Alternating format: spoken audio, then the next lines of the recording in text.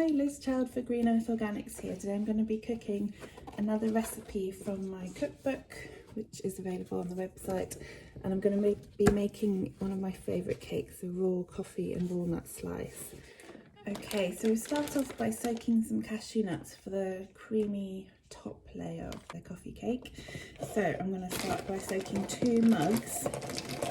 Okay, and while they're soaking, I'm going to get on with the base of the cake. So I've lined a baking dish with some baking parchment. Normally I'd use ground almonds, but I don't have any today, so I'm going to just blend up these gorgeous organic almonds, which come in compostable bags, into flour. So we need 4 mugs.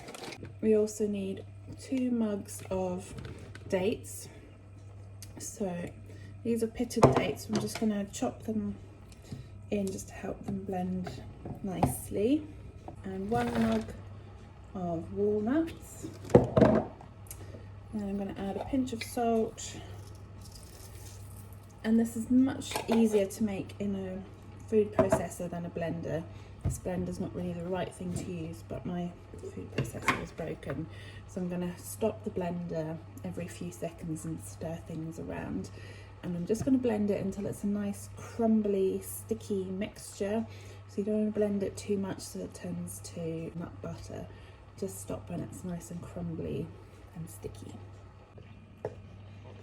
Okay, so I ended up blending it in batches, and this is the kind of texture you're looking for. It's kind of sticky.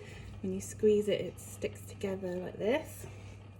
Okay, so this just needs a little bit of liquid. So I've brewed some espresso strength coffee, and I'm going to add in about 2/3 of a mug of coffee into the mixture. And just give it a good stir.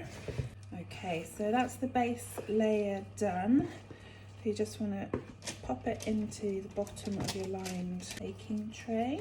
So just use the back of the spoon to spread out that sticky coffee and walnut and almond and date mixture.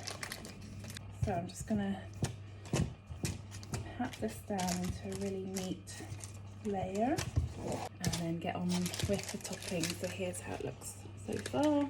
So I've drained those 2 mugs of cashews that I soaked earlier in the food processor. Then I'm going to add 2/3 of a mug of maple syrup, or you can do it to taste. You don't have to do full 2/3 of a mug.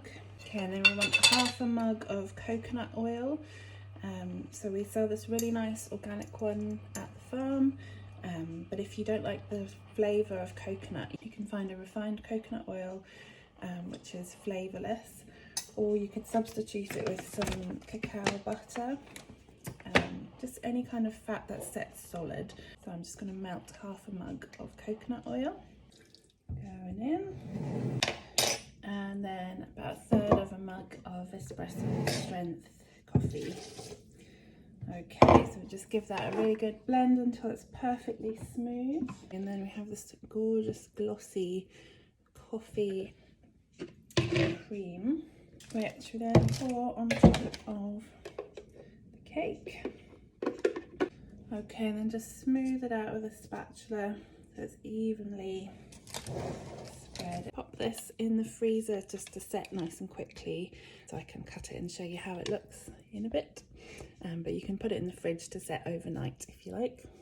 Okay, so it's been in the freezer for an hour or so and it's nice and firm now. I'm just going to pop it out onto a chopping board, and I like to dust the top of the coffee cake with some cocoa or cacao powder. So I'm just going to use a little tea strainer.